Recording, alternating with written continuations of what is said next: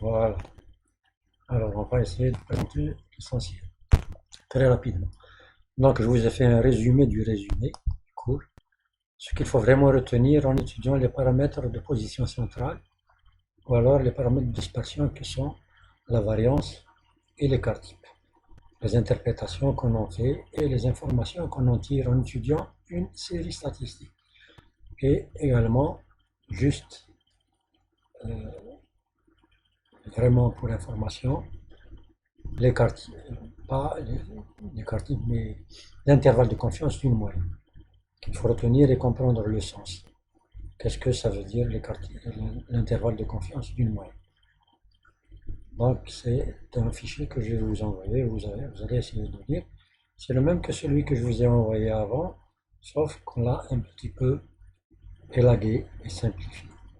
Maintenant, pour comprendre tout ça, on va utiliser la matrice de données que nous avions vue préalablement. Donc, nous avons constitué une espèce de grille, de tableau, et dans laquelle nous pouvons mettre des données. Vous mesurez une variable, et il suffit donc d'introduire les données, de les écrire sur le tableau, et de leur donner un titre et tout le bazar. Donc, pour aller plus vite, nous allons prendre des exemples, des données déjà faites. Je prends donc les notes d'un étudiant ou d'une étudiante Abbasi qu'il a obtenu dans un certain nombre de modules. C'est comme si je les écrivais, donc je vais les mettre dans la matrice de données. Donc je colle, collage spécial, je colle uniquement les valeurs, pour avoir de lien. Donc j'ai Abbasi, étudiant, module numéro 1, module numéro 2, module numéro 3, numéro 4, jusqu'à le dernier module. Donc en écrivant nos données dans le tableau, le logiciel fait automatiquement tous les calculs que nous trouvons dans statistiques descriptives. Si on clique ici comme indiqué, le logiciel va nous envoyer donc sur un tableau où il aura calculé tous les paramètres qui ont été définis. Donc l'effectif, on a 12 modules. Le minimum, donc l'étudiant ou l'étudiante a eu la plus basse note 6,25 dans un module. Le maximum, c'est un module qu'il a eu à 17. L'étendue, donc c'est 17 moins 6,25, donc c'est 10,75. Ces notes s'étalent sur 10,75. Le premier quartile, ça veut dire 25% des valeurs sont inférieures à 10,13. La moyenne, la médiane. Le troisième quartile, ça veut dire 75% des valeurs sont inférieures à 13,88. L'écart type de l'échantillon, le coefficient de variation, vous trouverez donc dans le polycopié, qu'est-ce que ça signifie? L'écart type de la population, ce qu'on a appelé écart type estimé, au lieu de diviser sur n, la somme des carrés des écarts, on divise sur n moins 1. C'est la même chose pour la variance de l'échantillon et la variance de la population. Et on a l'intervalle de confiance, comme il a été expliqué donc à la fin du polycopié. Vous voyez donc qu'on passe d'un tableau où on ne comprend pas grand-chose à un tableau qui nous donne tous les paramètres qu'on peut calculer. Et pour rendre l'information plus accessible à celui qui consultera le travail, il suffit tout simplement donc de représenter, en plus du tableau, de représenter le tableau graphiquement. Et là, si on va sur les graphiques, on a représenté ça sous la forme de ce qu'on appelle donc la boîte à moustache de Tukey qu'on a modifiée pour représenter donc le premier quartile, minimum, la moyenne, la médiane, le maximum et le troisième quartile. En fait, la boîte de Tukey, à l'origine, elle ne présente pas la moyenne. Donc, on l'a ajoutée pour nous permettre de voir les informations que ça peut nous apporter. J'ai constitué également ce type de graphique qui nous donne sous forme d'histogramme la même chose, donc le minimum, en rouge, en marron la moyenne, en vert la médiane et en violet le maximum. Donc des notes qui vont à peu près de 6, comme nous l'avons dit, 25, ici 6,25, et qui vont jusqu'à donc 17. C'est une façon de représenter graphiquement ces chiffres-là. au fait de rendre l'information accessible du premier regard à celui qui consultera le travail. C'est aussi simple que ça. Comme le dit l'adage, parfois une image vaut mieux que 1000 discours. Donc, si on revenait ici et qu'on donnait, on va ajouter des valeurs extrêmes du côté des négatifs. On va ajouter à cet étudiant 2 modules, on lui donnera 2 et 3. Qu'est-ce qui va arriver à sa moyenne? Sa moyenne va chuter.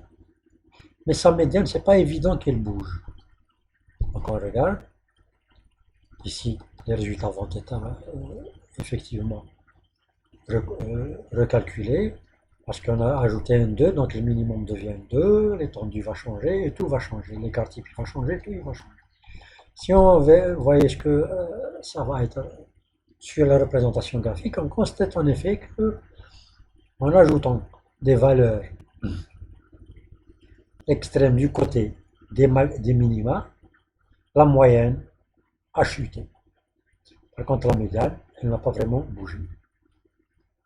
C'est là tout le vice de la moyenne. La moyenne, elle nous joue des tours parce qu'elle est très sensible aux valeurs extrêmes.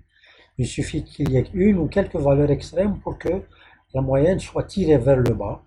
Si les valeurs extrêmes sont du côté des minima, ou alors qu'elle soit tirée vers le haut si les valeurs extrêmes sont du côté des maxima. Donc, l'image permet à celui qui consultera le travail de constater tout ça. Alors que s'il regardait le tableau, il aurait des difficultés à avoir cette information.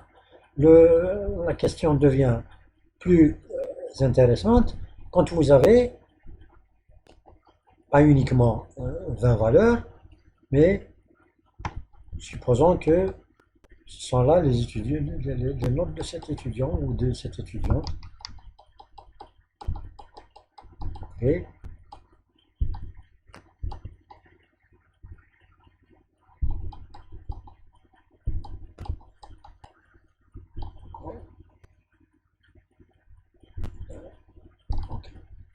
Et là, nous avons donc un tableau vraiment où on peut absolument rien voir.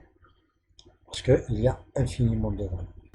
Alors, quand on va sur statistiques descriptives, il nous dit qu'il y a 86 valeurs. Le minimum, c'est 6. Le maximum, c'est 19,50, etc. Et il nous calcule tous les paramètres. Et si on voyait ça sous forme graphique, voilà ce que ça nous donne. En effet, il y a toujours des valeurs extrêmes. Mais cette fois-ci, elles sont plutôt du côté des maxima. Ça tire la moyenne vers le haut. C'est pourquoi la moyenne, en rouge, elle est décalée vers le haut. C'est le 19 qu'on a vu, etc. C'est la même chose ici. La représentation graphique nous permet d'accéder directement à l'information. Si on avait maintenant, vous voyez que ensuite, l'étudiant ou celui qui fait le travail n'aura qu'à faire la description. Il y a des valeurs extrêmes, il y a absence de valeurs extrêmes, de quel côté elles se trouvent, en comparant la moyenne et la médiane, et en prenant en considération le premier quartile, 25%, le troisième quartile, 75%. Donc on fait tout simplement de la description. C'est pourquoi on appelle cette statistique descriptive. Ensuite, on peut prendre plusieurs variables en même temps. Alors à ce moment-là, si on prenait plusieurs variables en même temps, ce ne serait pas uniquement les valeurs pour un seul étudiant ou une seule étudiante, mais ça va être pour un paquet d'étudiants. Voilà. Vous voyez, donc le nombre de valeurs que nous avons ici, avec un nombre différent de modules pour chaque étudiant. Voilà. C'est pour compliquer la chose et voir un petit peu les possibilités offertes par le logiciel. En fait, il nous facilite tous les calculs possibles et imaginables. On calcule les valeurs, on copie les valeurs, on les copie, on les installe donc dans les données.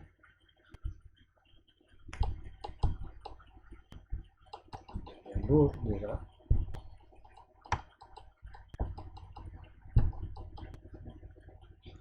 Bloc presque. Là, coller. J'espère qu'il va marcher, qu'il ne va pas bloquer, parce que en mémoire, la RAM de mon ordinateur